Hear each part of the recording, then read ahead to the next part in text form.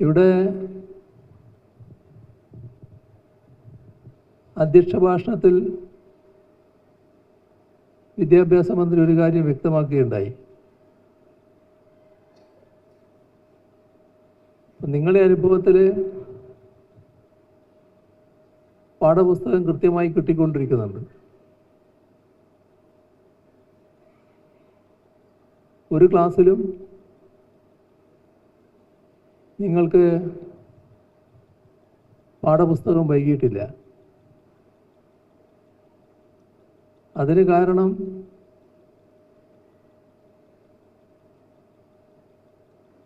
നിങ്ങൾ ഈ കഴിഞ്ഞ 10 വർഷക്കാലം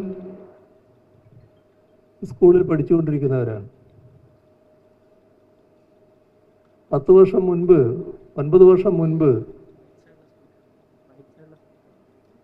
2016 ജൂണിൽ 1ാം തരത്തിൽ ചേർന്ന കുട്ടി ഇപ്പോൾ 10ാം തരത്തിലായിട്ടുണ്ടാവും. ഒരു വർഷവും ആ കുട്ടിക്ക് പാഠപുസ്തകം വൈകിയിട്ടില്ല. അപ്പം ആ കുട്ടി കരുതുക പാഠപുസ്തകം കൃത്യമായിട്ട് കിട്ടുന്നില്ലേ എന്നാണ്. എന്നാൽ അതല്ലാത്തൊരു കാലം ഇവിടെ ഉണ്ടായിരുന്നു എന്നതാണ് വിദ്യാഭ്യാസ മന്ത്രി നിങ്ങളോട് നേരത്തെ പറഞ്ഞത്. 2016 തൊട്ട് മുൻപുള്ള കാലമാണത്. ആ കാലത്ത്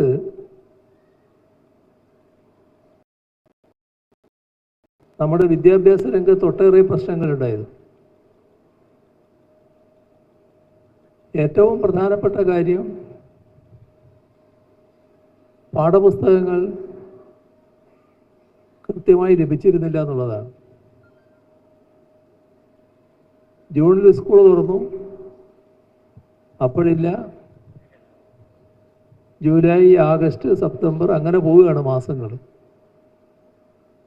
അപ്പോഴൊന്നും പാഠപുസ്തകം എത്തുന്നില്ല. അപ്പോഴാണ് നമ്മുടെ അധ്യാപകർ വല്ലാതെ പ്രയാസപ്പെടുമല്ലോ. ഇത് കുട്ടികൾക്ക് പാഠപുസ്തകം ഇല്ലല്ലോ.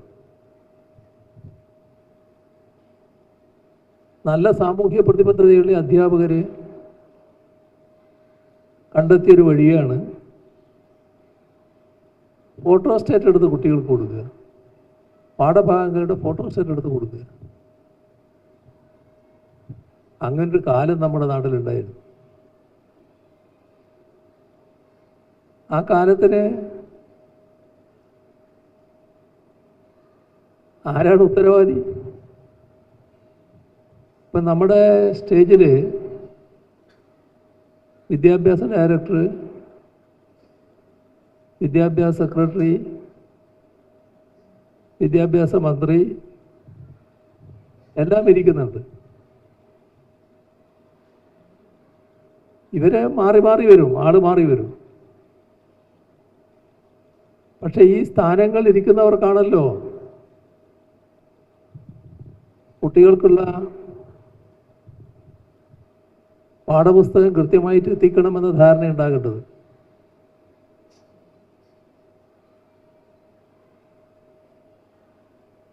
സ്കൂൾ തുറക്കുന്നതിൽ വലിയ മാറ്റമില്ലല്ലോ.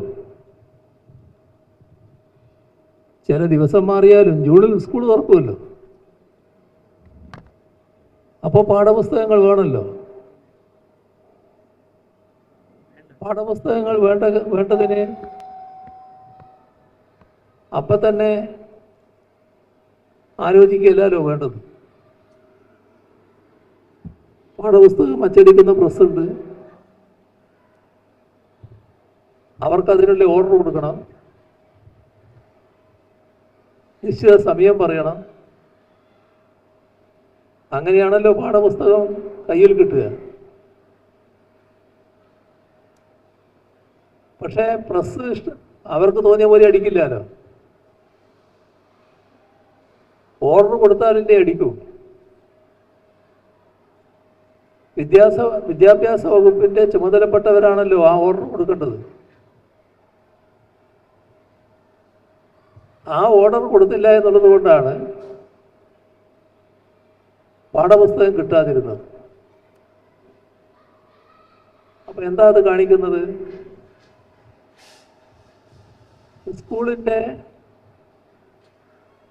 സ്കൂൾ വിദ്യാഭ്യാസത്തിന്റെ പ്രാധാന്യം ഉൾക്കൊണ്ടുകൊണ്ട് വിദ്യാഭ്യാസ രംഗത്ത് ചെയ്യേണ്ട കാര്യങ്ങൾ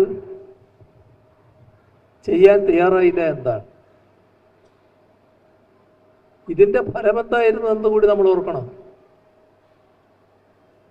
പൊതുവിദ്യാലയങ്ങളിൽ നിന്ന് കുട്ടികൾ കൊഴിഞ്ഞുപോയി. അന്ന് വന്നൊരു കണക്കുണ്ടായിരുന്നു, 5 ലക്ഷത്തോളം കുട്ടികൾ കൊഴിഞ്ഞുപോയി എന്നായിരുന്നു. നമ്മുടെ പൊതുവിദ്യാലയങ്ങൾ 1000-ഓളം വിദ്യാലയങ്ങൾ അടച്ചുപൂട്ടാൻ നിശ്ചയിച്ചിരിക്കുകയായിരുന്നു. അത് അനാദായകരം എന്ന് പറഞ്ഞുകൊണ്ടാണ്. വിദ്യാഭ്യാസത്തെ ആദായവുമായി ബന്ധപ്പെടുത്തേണ്ട ഒരു കാര്യമില്ല. ഇങ്ങനെ ഉള്ള അവസ്ഥ കുറച്ചു കാലം കൂടി പിന്തുടർന്നിരുന്നുവെങ്കിൽ നമ്മുടെ കേരളത്തിലെ ഗവൺമെന്റ് സ്കൂളുകളും ഗവൺമെന്റ് എയ്ഡഡ് സ്കൂളുകളും ആയിരക്കണക്കിന് സ്കൂളുകൾ പൂട്ടിപ്പോയിട്ടുണ്ടാവും. അന്ന് തന്നെ 1000 ഉണ്ടായിരുന്നു. കുറച്ച് വർഷം എടുത്തിരുന്നുവെങ്കിൽ പൊതുവിദ്യാഭ്യാസ മേഖലയുടെ പൂർണ്ണ തകർച്ചയാകുമായിരുന്നു. ഈ അവസ്ഥക്കാണ് മാറ്റമുണ്ടായത്. ആ മാറ്റം ചെറുതല്ല.